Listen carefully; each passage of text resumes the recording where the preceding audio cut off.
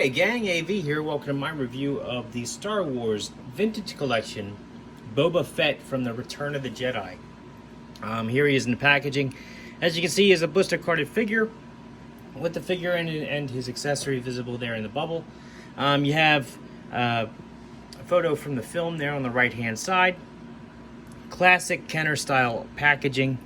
Flipping it over on the back. The cross sell with some other figures that were also available around the same time.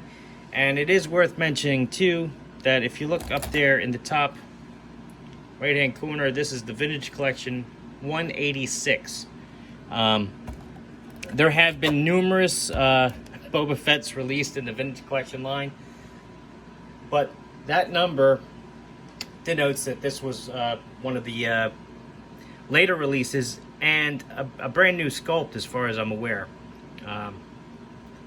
with paint job and whatnot to reflect his appearance in the Return of the Jedi as well. So I'm excited to have this figure in the collection. Let's open him up to see how cool he actually is.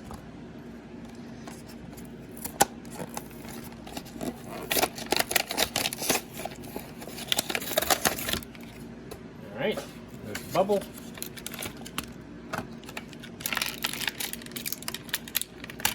Blaster out of there.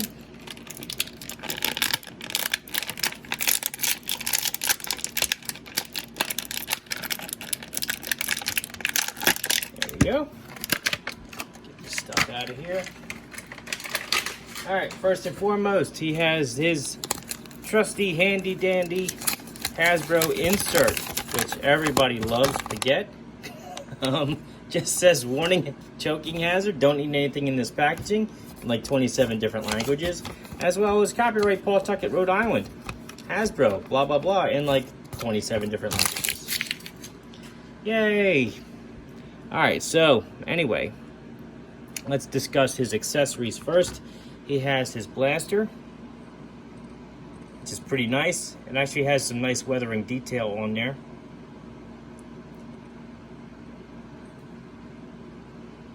Both sides, of course.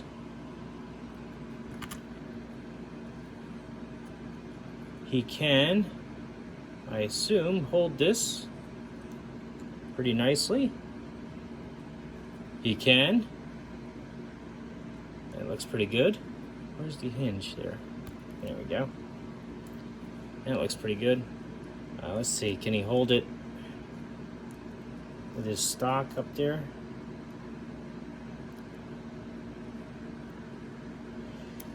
He can, but you're gonna rip his hand off by doing it. Fortunately, his stock is a little too fat to get it really up to where it needs to be, and you have these hoses here that I'm afraid are going to get ripped out if I force it too much, unfortunately.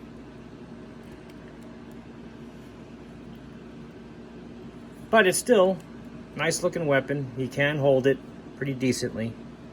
You can get some nice poses out of that, so that's kind of cool. All right, let's take this out of there. Is the jetpack removable?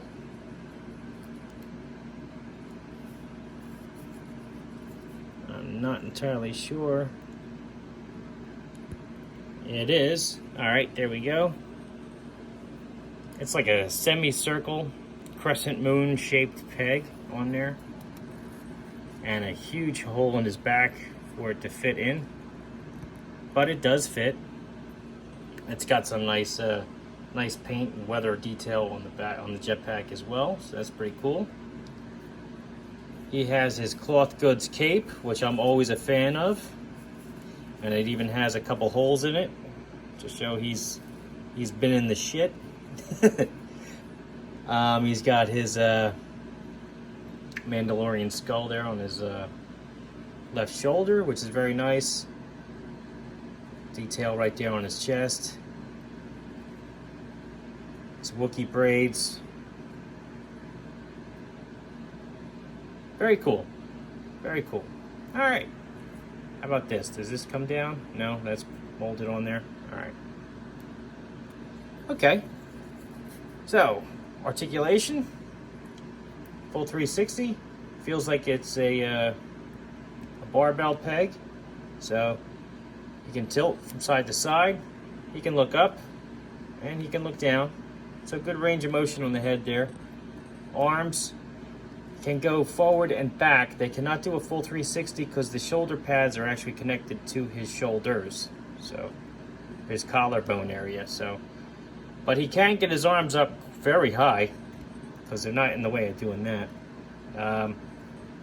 Elbows can bend over 90 degrees, which is nice. And they can go all the way around, although they're going to come out a little bit because of his molded elbow. Hands, full 360. And I believe he has the hinge. Yes, he does. He has the hand hinge, which I love to see. All right. Now, again, as I was explaining before with the rifle, this hand does have the hoses here. So you are only going to be able to do rotation from side to side. You are going to want to watch these to make sure you don't overextend it. But he also has the hinge on this hand too, which is nice.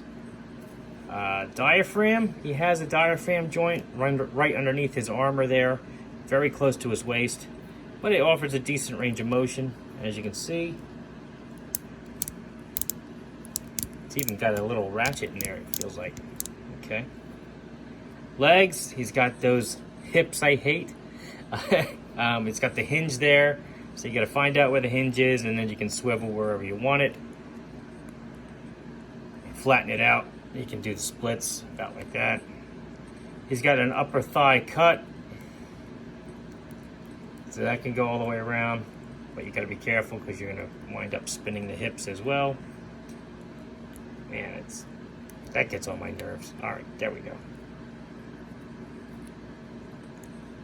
Okay, knees, bend 90 degrees, rotate left and right. I wouldn't go all the way around because of his knee pads there.